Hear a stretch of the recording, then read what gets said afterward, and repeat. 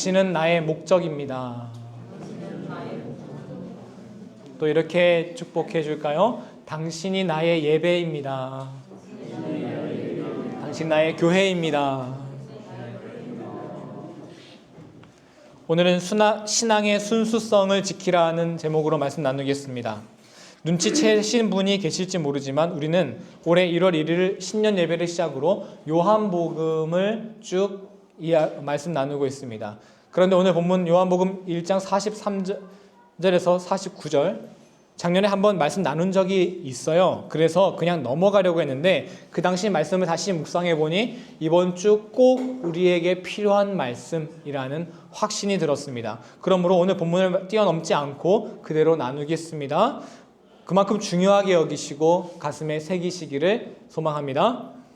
오늘 본문은 다른 공간 복음서에는 나오지 않는 요한복음의 정말 특별한 본문인데요. 바로 제자 빌립과 나다나엘이 예수님을 따르게 된 이야기입니다. 먼저 빌립이 예수님을 만납니다. 빌립은 어부로 베드로와 안드레의 같은 지역에 사는 이웃 주민이었습니다. 예수님께서 빌립에게 나를 따르라 하시니 베드로처럼 빌립은 그 즉시 예수님이 메시아임을 알아보고 따랐습니다. 곧바로 그는 친한 사이였던 것 같아요. 나다나엘이라는 사람을 찾아갑니다. 그리고 내가 그리스도를 만났소 하고 전했죠. 45절인데요. 한번 읽어주시겠습니까? 45절. 빌립이 나다나엘을 찾아 이르되 모세가 율법에 기록하였고 여러 선지자가 기록한 그 일을 우리가 만났으니 요셉의 아들 나사렛 예수니라. 자, 오늘 이야기의 초점은 바로 이 나다나엘이라는 인물이에요. 나다나엘이라는 인물은 조금 냉소적이었던 것 같아요. 친구가 찾아와가지고 내가 그리스도를 만났어 라고 했으면 무슨 일이야? 라고 해줄 법도 한데 그의 반응을 한번 보시죠. 46절이요. 시작. 나다나엘이 이르되 나사렛에서 무슨 선한 것이 날 수 있느냐. 빌립이 이르되 와서 보라 하니라. 자, 여기서 알 수 있는 건 근데 이제 나다나엘은 이 빌립의 강건함 와서 보라 이 말 때문에 그래도 이제 빌립을 따라 나서기는 합니다. 여기서 알 수 있는 건 나다나엘이 성격은 좀 냉소적인 사람이었다는 거예요. 하지만 메시아에 대해 굉장히 관심이 많았다는 걸 알 수 있어요. 그렇죠? 냉소적이었는데 그래도 메시아라고 하니까 그래서 가보기는 하자. 평소에 메시아에 대한 소망을 품고 살던 사람이었다라는 것은 알 수 있죠. 여러분 제가 예를 들어서 우리 규찬 형제님께 규찬 형제님 저기 신학 서적이 새로운 게 나왔대요. 보러 갑시다. 하면은 전혀 관심이 없어서 안 갈 거란 말이에요. 그러니까 나다나엘은 메시아라는 소망에 관심이 갖고 사는 사람이었다라는 것을 알 수 있죠. 자, 그것을 알고 있던 빌립이 또 나다나엘에게 전한 것일 거고요. 이 친구가 거기 관심이 많지 하고요. 그렇게 나다나엘은 빌립과 함께 예수님 계신 곳에 갔습니다. 예수님께서 당신을 만나러 오시는 그 나다나엘을 이렇게 보시고 말씀하십니다. 47절입니다. 읽어볼게요. 예수께서 나다나엘이 자기에게 오는 것을 보시고 그를 가리켜 이르시되 보라 이는 참으로 이스라엘 사람이라 그 죄에 간사한 것이 없도다. 예수님께서 나다나엘을 향해 뭐라고 평가하셨다고요? 이는 참으로 이스라엘 사람이라 그 속에 간사한 것이 없도다. 우리가 주목해야 되는 것은 이 말을 들은 나다나엘의 반응인데요. 48절 앞부분만 읽어볼까요? 시작. 나다나엘이 이르되 어떻게 나를 아시나이까. 여기요. 나다나엘의 반응이 의아한 이유는 예수님께서 나다나엘의 신상 정보를 맞추신 게 아니거든요. 우리가 보통 언제 저를 어떻게 하셨어요? 하고 놀랍니까? 모르는 사람이 나의 신상 정보를 맞췄을 때 너 혹시 저기 초등학교 나오지 않았어? 저를 어떻게 하셨어요? 너 아버지가 저기서 혹시 장사하시지 않아? 저를 어떻게 하셨어요? 혹은 무당한테 갔더니 너 어릴 적에 물에 빠진 적 있지? 어떻게 하셨어요? 이런 반응인데 예수님이 하신 말씀을 한번 보세요. 너는 참 이스라엘 사람이다. 간사한 것이 없다. 이건 정리해 보면은 진실된 사람이다 라는 거예요. 참 진실됩니다. 그냥 평범한 칭찬이죠. 제가 이 예를 들어드리면 지난 설교가 좀 기억나실 거예요. 이번에는 우리 채진 형제님께 제가 우리 채진 형제님 정말 남자다우시고 멋지신데 겸손하기까지 하시고 똑똑하기까지 하세요. 이렇게 하면 보통 반응을 어떻게 합니까? 아유, 뭐 그렇게까지 말씀해 주세요. 감사합니다. 이게 정답이에요. 그런데 최진 형제님, 정말 남자답고 똑똑하신데 겸손하기까지 하세요. 저를 어떻게 하셨죠? 이런 반응이 이상하잖아요. 그렇죠? 규찬 형제님께 다시 한번 또 부탁을 드릴게요. 저를 어떻게 하셨어요? 라고 대답해 주시면 돼요. 규찬 형제님, 저번에 봤더니 되게 차은우 같으세요. 어제부터 했어요. 저번에도 똑같은 반응이셨는데 이게 안 맞죠, 그렇죠? 예수님께서 아니 반응이 안 맞죠. 규찬 여자님이 차은우 닮은 거는 맞는데 자, 여기 시간이 없어요. 빨리 가야 돼요. 네. 나다나엘에게 하신 말씀은 이스라엘 사람의 너 참 진실된 사람이다 하는 어떤 칭찬같이 들린다는 거예요. 그러면 우리가 여러분 여기서 눈치채야 돼요. 아, 예수님의 이 말씀은 그냥 평범한 칭찬이 아니구나. 여러분 성경을 읽을 때 이런 걸 봐야 돼요. 읽으시면서 성경이니까 다 맞겠지 하는 보는 게 아니라 조금 이상한데 라는 걸 캐치하시고 그걸 묵상했을 때 은혜가 되는 거예요. 아셨죠? 자, 그러면 참으로 이스라엘 사람이다 라는 말은 무슨 뜻일까? 이스라엘만의 특별함이 뭡니까? 말씀을 받았다는 거죠. 다른 민족과 달리. 그 말씀이 결국 구약 성경인데 그 구약 성경이 가리키는 바가 결국에는 뭡니까? 하나, 예수 그리스도 오신다라는 거 아니겠어요? 그러면 참 이스라엘 사람입니다라는 정체성을 우리가 이렇게 정리할 수 있습니다. 말씀을 통해 진실되게 메시아를 기다리는 사람들이라고 할 수 있겠죠.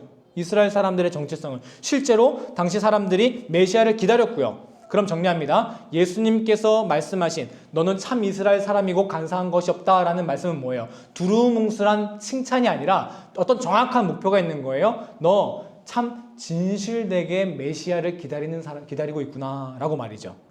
이게 왜 중요하냐? 유대 당시에 유대 사회에 말씀과 상관없이 자기 욕망에 따라 변질된 메시아 신앙을 갖고 있는 사람들이 파다했기 때문입니다. 너무나 쉽게 우리가 한 예를 알고 있죠? 가룟 유다 보세요. 왜 예수님을 팔아 넘겼습니까? 자기만의 메시아를 원했잖아요. 성경이 말하는 하나님의 어린 양으로의 메시아가 아니라 이스라엘을 어떻게 독립시키고 로마와 싸울 그런 군사적인 메시아를 기다렸지 않습니까? 변질된 메시아죠. 거기에 자기 욕망이 투영된 거고요. 뿐만 아닙니다. 당시 기득권층이었던 바리새인, 제사장, 사두개인들은 진짜 메시아를 반기지 않았을지도 모릅니다. 왜? 성경이 말씀하는 그런 메시아가 오면 그들이 누리는 기득권이 해체될지도 모르잖아요. 그러니 겉으로는 메시아를 기다린다고 하지만 속으로는 기다리지 않았던 거죠. 도스토옙스키의 소설 까라마조프의 형제라는 소설에 보면은 액자처럼 끼워져 있는 짧은 서사시가 있는데요. 거기 대신문관이라는 이야기가 있습니다. 배경은 16세기 스페인 남부인데 대신문관인 추기경이 이단자 100명을 처형하던 날 밤 메시아 예수님께서 재림을 하십니다. 예수님께서 병자를 고치시고 가난한 사람들을 위로하시죠. 그러자 교회가 그 예수님을 체포합니다. 교회의 권위를 흐트러뜨렸다는 것이죠. 그날 밤 감옥에 갇힌 예수님께 이 90세 먹은 대신문관 이 추기경이 몰래 찾아가서 신문을 합니다. 당신이 정말 그리스도인가요? 아니, 당신이 예수든 아니든 상관없습니다. 어차피 나는 당신을 이단자로 몰아 화형에 처할 겁니다. 왜 다시 왔습니까? 당신은 모든 권한을 교회에 맡기지 않았소. 이제 와서 새로운 말을 덧붙일 권한은 당신에게 없습니다. 유대 기득권자들도 이와 같이 말로는 메시아를 기다린다고 하지만 결국 자신들의 기득권을 유지시키는 목적으로 활용하고 있던 것이죠. 겉으로는 메시아를 기다리지만 속으로는 자기 욕망을 채우는 모습이 참 간사하지 않습니까? 그러므로 사람들이 이게 그냥 몇몇 사람들뿐만 문제가 아니었다는 거예요. 왜냐하면 그래서 모든 유대 사람들이 예수를 못 박아라 라고 했잖아요. 다 자기만의 메시아를 기다렸기 때문에 예수님을 알아보지 못한 것이죠. 하지만 이런 상황 가운데서도 성경 말씀이 가르치는 대로 정말 순수하게 메시아 신앙을 지키려고 노력했던 사람들이 있지 않겠어요? 우리의 욕망 때문에, 우리의 욕심 때문에 우리의 메시아 신앙이 변질되고 있다. 성경이 말씀하는 메시아가 아니라 다 자기가 원하는 것을 이루어주는 메시아를 기다리고 있다. 이거 걱정하는 사람들이 있지 않았겠어요? 그런 사람들을 가리켜 예수님이 참 이스라엘 사람이다. 겉과 속이 다르지 않네. 간사하지 않구나. 진실된 사람이구나 라고. 이제 우리는 47절 다시 한번 띄워주시면 예수님의 이 47절의 말씀이 이제 정확하게 이해가 되는 거예요. 두루뭉술한 칭찬이 아니었다는 거죠. 나다나엘이 바로 그런 사람이라는 것을 알아보셨다는 거죠. 자, 그러면 오늘 설교의 포인트입니다. 예수님께서 어떻게 이 나다나엘이 메시아 신앙을 지키려고 애쓰던 사람이었다라는 것을 아셨던 걸까요? 48절 다시 한번요. 읽어주시겠습니까? 예수께서 여기 시작.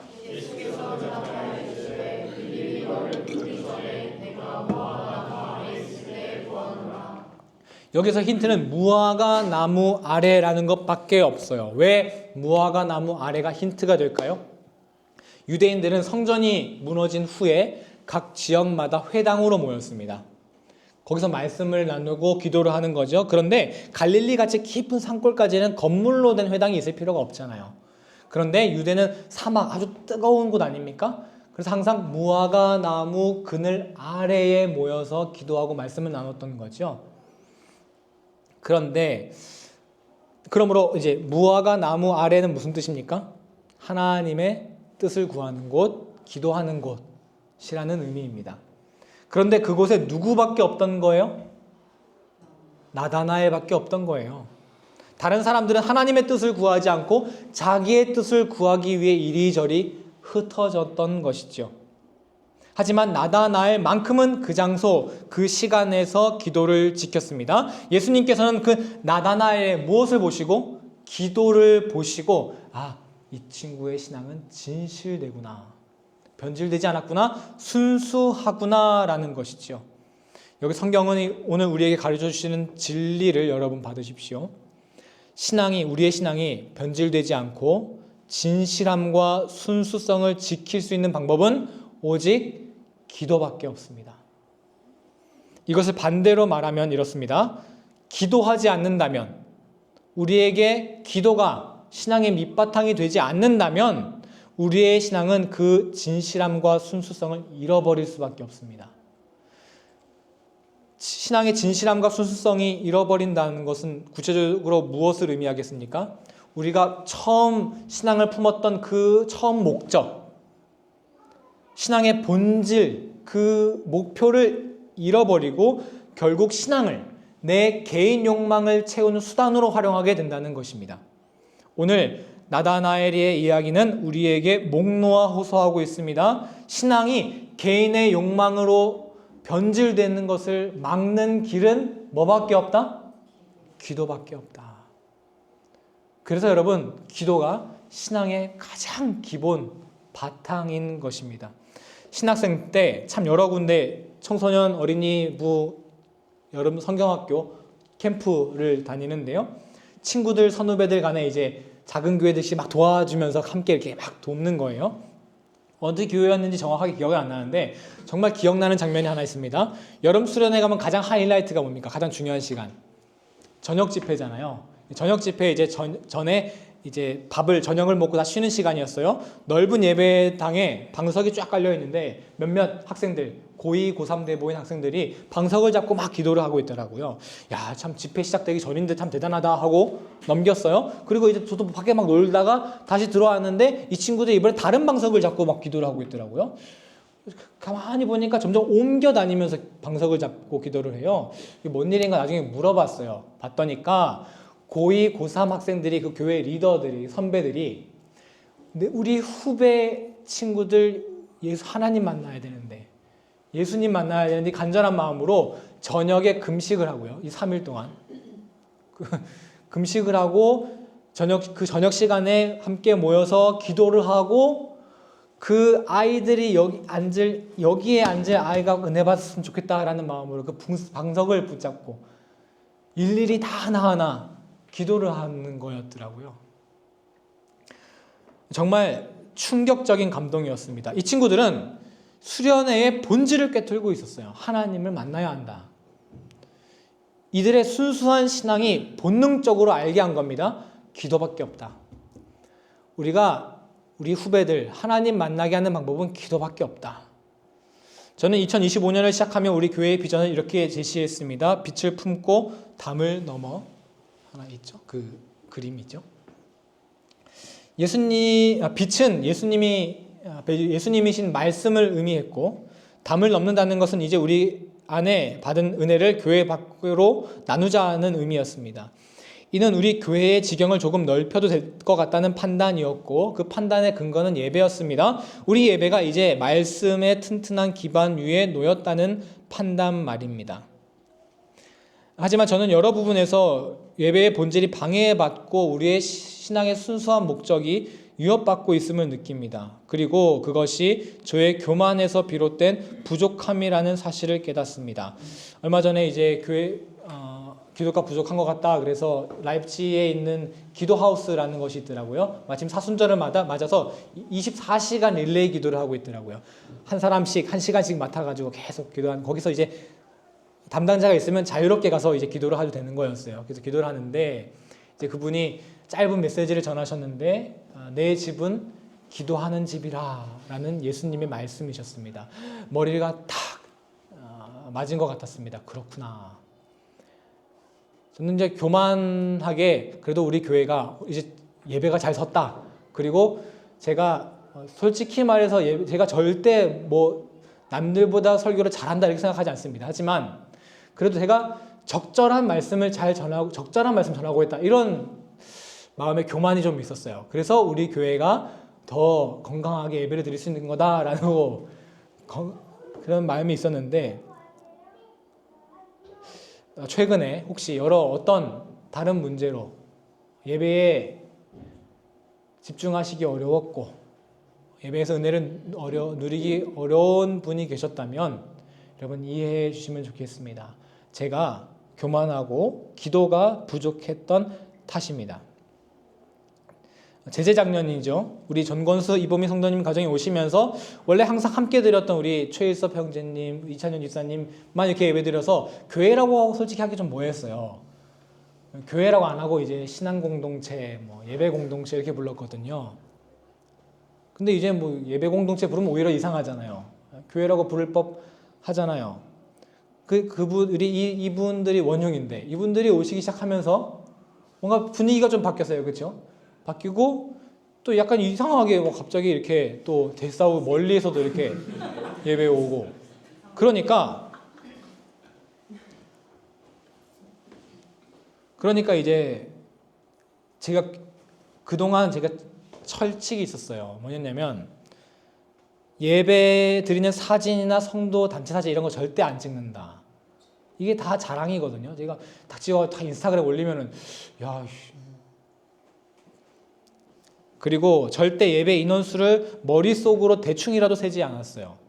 그래서 제가 최진 형제님께 다윗이 인구 조사하다가 하나님께 벌 받았는데 제가 마음에 교만함이 커져서 안 된다니까 최진 형제님이 아니 그럴 정도 아닙니다. 우리 교회가 부흥했다고는 하지만 그거 센다고 그거 교만하다고 맞는 말이긴 한데, 그래서 철칙이 있었거든요.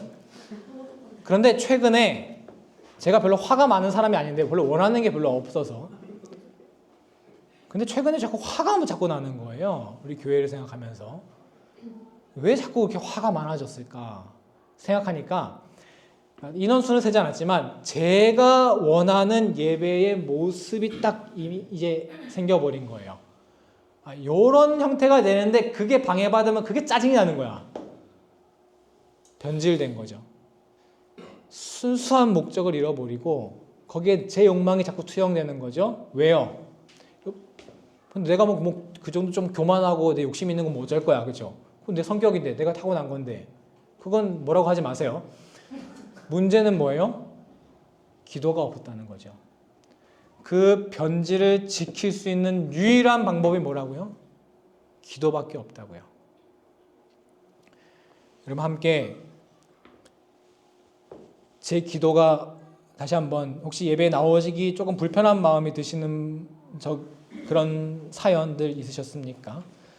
어떤 불편함이나 상처가 된 일이 있었나요? 제가 기도가 적은 잘못이고 부족함이니 용서해 주시고 이해해 주시면 감사하겠습니다.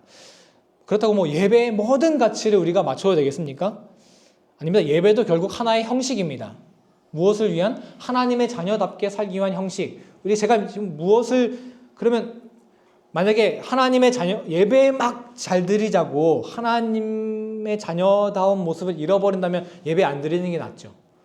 그래서 제가 이런 말씀을 왜 드리냐면, 왜 자꾸 무엇이 본질이냐라는 얘기가 아니라 본질을 지키는 게 그만큼 어렵다는 거예요. 그만큼 죽어라 평생토록 우리는 신앙의 진실함과 순수성을 지키기 위해 기도해야 합니다. 야곱이 약복강가에서 천사를 잡고 놔주지 않고 끝까지 씨름했던 것처럼. 그런데 이렇게 어려운 문제를 그냥 기도 없이 넘어간다? 그럴 수 없죠. 그러므로 이런 의미로 우리는 반드시 기도해야 할 제목이 있습니다. 바로 다음 주에 있을 평화음악회입니다. 교회에는 오래된 전설이 하나 있습니다. 루시퍼가 타락한 천사인데 그의 역할이 뭐였다? 음악 담당자였다. 교회 전통적으로 음악하는 자리에서 문제가 많이 일어났다는 거예요. 이거는 전설이거든요. 여러분 경험적으로도 알 수 있으실 겁니다. 가장 유혹이 많고 가장 안에서 다툼도 많이 일어날 수 있는 문제이죠. 음악회라는 형식은 너무나 영향력 있고 탁월하지만 그만큼 동시에 진실함과 순수성을 잃어버리기 쉽다는 것입니다. 그 행사 자체가 목적이 아닌 우리가 그 행사를 하는 그 목적, 즉 진실함을 잃어버리지 않기 위해서 함께 기도해 주시기를 간절히 간구합니다. 그래서 아까 말씀드렸죠. 월, 화, 수 금식 기도하도록 하겠습니다. 각자 다 다른 달란트와 관심사가 있죠. 저도 솔직히 고백하자면 다른 건 어떻게 따라는 하겠는데 정말 크레도는요. 정말 솔직히 립싱크입니다. 양성도님 없으면은 그냥 양성도님이 계속 예배 집이 멀지만 연습이 나와줘서 어떻게든 따라하는 거지. 오늘은 여러분 베이스는 없다고, 크레도는 없다고 생각하시면 됩니다. 제 말은 뭐냐면 음악회라는 형식을 통해 우리가 이루고 싶은 본질이 중요한 거지. 혹시 그 음악회에 여기는 이제 다 참여하시는 분인데 우리 최진 형제님 내가 음악회에 참여할 공간이 없네 하고 실망하지 않으셔도 된다는 말씀입니다. 하지만 내가 원하는 방식이 아니 하더라도 그 본질이 중요한 건 맞으니 응원해주고 빈자리를 채우는 것도 신앙의 중요한 자세 중에 하나입니다. 그래서 음악회에 참여하시는 여러분들에게 권합니다. 우리는 기도해야 합니다. 음악회가 우리는 왜 해야 하는지 그 본질이 훼손되지 않기 위해서 음악회 하는 시간 동안 하나님을 진정으로 찬양할 수 있기를 위해서 말입니다. 함께 찬양하고 기도로 예배를 마치겠습니다.